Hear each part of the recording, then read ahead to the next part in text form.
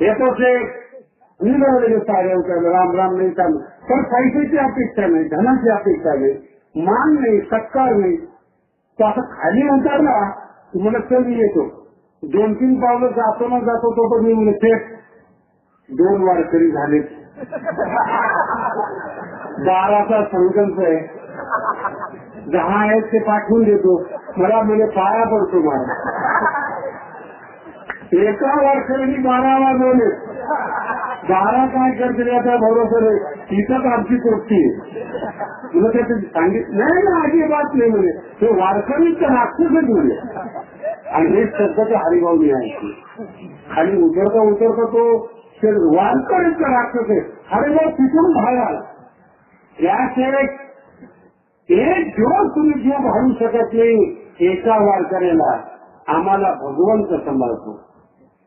हरिभाऊची शब्द फार अनमोल आणि मार्मिक होते.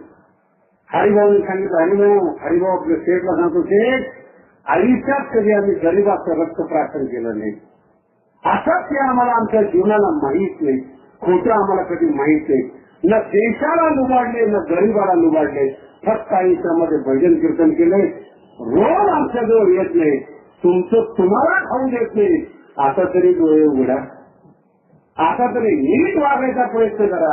तुम्ही जगता आणि जीवन जगतो, अर्थ कळाला ना? श्वास तुम्ही घेता, आनंद आमच्यामधून बाहेर निघतो, हा फरक आहे. आणि जीवन जगण्याकरता संपत्ती लागत नाही, मन स्वच्छ लागतं. वारकरी संप्रदायातल्या संतांचा शब्द आहे, मन करारे प्रसन्न सर्व सिद्धीची कारण, मोक्ष अथवा संयम सुख समाधान इच्छा असते ते जीवन. का पसत नाही आपल्याला, काय दोष जीवनामध्ये? भोगाचा अतिरेक आपल्या जीवनामध्ये होतो, कामाचा अतिरेक आपल्या जीवनामध्ये होतो, क्रोधाचा अतिरेक आपल्या जीवनामध्ये होतो, परिणाम शरीर जीर्ण होतं, इंद्रियातलं पाटल्य नष्ट होतं. आशा सुचत नाही म्हणतात, आशा आहे म्हणून जीवन आहे. जगद्गुरु तुकोबाराय सांगतात, आमचं आशा राहिलेलीच नाही, करता करविता पांडुरंग परमात्मा आहे, कीर्ती रूपाने शिल्लक राहणारे आम्ही आहोत. माणसाने त्रास दिला काय, गोंधळला काय आणि शिव्या शाप दिला काय, हे आमच्या जीवनातलं महत्वाचं सूत्र नाहीये. म्हणून निर्भयता, अभयता, सात्विकता जर जीवनात याविषयी वाटत असेल त्याचं मुख्य कारण निर्दोष मन पाहिजे, स्वच्छ आणि पुण्यवान मन पाहिजे. ही मानवी जीवनातली सगळ्यात श्रेष्ठ श्रीमंती. प्रसन्न मनाच्या माणसांना एकही रोग होत नाही. हल्ली नवीन संशोधन निघालंय बघा, लाफ्टर क्लब.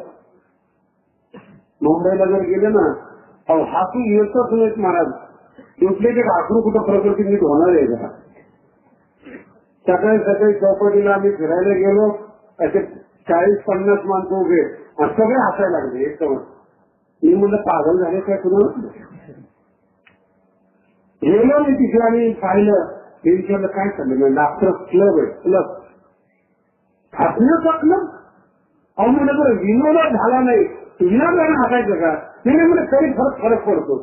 हसण्याकरता क्लब निर्माण व्हावे, मन प्रसन्न नाही, मन पापी आहे, मन प्रकटयुक्त आहे, मन दोषयुक्त आहे.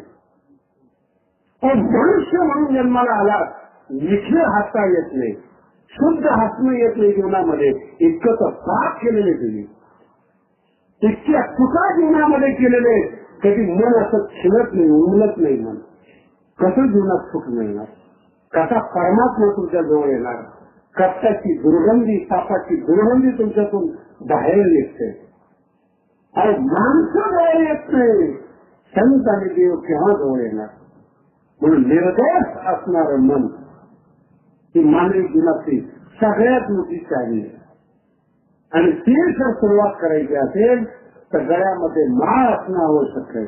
ज्ञानेश्वरी आणि गाथा हा मानवी जीवनातला अभ्यास अत्यावश्यक आहे. मार्गाच्या ज्ञानेश्वरी म्हणजे 1000 लोकांकडे जा, 1000 गुरु करा, ज्ञानोबा तुकोबा जर नाही ऐकलं, हसता येणार नाही महाराज. साधू संत काय करणार आहे तुम्हाला. म्हणून महाराष्ट्राच्या मातीमध्ये जन्माला आलेले हे दोन ग्रंथ ज्ञानेश्वरी आणि गाथा ही महाराष्ट्राची सर्वोत्तम ठेव आहे. मराठी माणसांना मार्गदर्शन करणारे ग्रंथ आहेत. आपले मायबाप आहे ज्ञानेश्वरी आणि गाथा. गेल्या वर्षी आणि यावर्षी दोन्ही वर्ष जगद्गुरु तुकोबारांच्या गाथ्यावर विश्लेषण झालं. या अगोदर ज्ञानेश्वरीवर 3-4 वर्ष विश्लेषण झालं आणि पुढच्याही वर्षी डिसेंबर महिन्यामध्ये 7 दिवस, या वर्षी दिवस कमी असल्यामुळे आज अंतिम दिवस ठेवलेला आहे.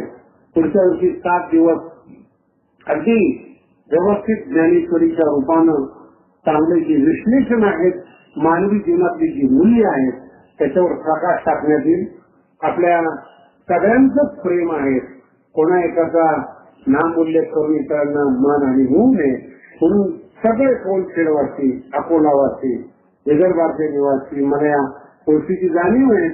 केवळ अकोल्यातलेच लोक ज्ञानेश्वरी गाथा ऐकायला येतात असं नाही. दूर दूरवरून लोक येतात, लांबून लोक येतात आणि हा जो आनंदाचा महाप्रसाद साधू संतांनी निर्माण केलेला आहे, 7 दिवस सकाळ आणि संध्याकाळ याचे श्रवण करून मन तृप्त करतात. मी माझं भाग्य समजतो. गाथा आणि ज्ञानेश्वरीनं तयार केलेला महाप्रसाद वाटण्याचं काम माझ्याकडे निर्माण ज्ञानोबा तुकोबांनी केलेलं आहे. फक्त ते तुमच्यापर्यंत पोहोचवायचं, तुमच्या बुद्धीच्या हातापर्यंत घ्यायचं हे काम फक्त आमच्याकडे. आणि या सगळ्यांची व्यवस्था आदिशक्ती मुक्ताई मंडळ कौनखेड ते आपल्याला करून देतं. निर्दोष मंडळ आहेत, निर्दोष लोक आहेत आणि या सगळ्यांच्या सहकार्याने ते काम पार पडतं. एक अकोल्याचं दुसरं सौभाग्य असं आहे, आमचे मित्र आहेत बळीराम महाराज जोड, यांच्या बरोबर बालपणी अभ्यास करण्याचा योग आला. 78 ते 82 या कालावधीमध्ये आळंदीला आम्ही एकत्र शिकायला होतो. आमच्या संकल्पनेतून ज्ञानेश्वरी संकल्पना, गाथा संकल्पना साकार झाली. गेल्या 30 वर्षापासून आमचं बळीराम महाराज यांचं प्रेम टिकलेलं आहे आणि त्यांच्या प्रेमामुळं, आदिशक्तीच्या कर्तृत्वामुळं हा गाथा सप्ताह संपन्न होतो. ज्ञानेश्वरी सप्ताह या ठिकाणी पार होतो. अनेक वर्ष तुम्ही पाहिलेलं आहे, न काहीही इथं केलं जात नाही. निर्दोष रूपाने ज्ञानेश्वरी सांगितली जाते आणि जगद्गुरु तुकोबांचा गाथा सांगितला जातो. फक्त ऐका आणि सुखी व्हा. पुंडलिक वरदे हरी विठ्ठल. ज्ञानेश्वर महाराज की जय.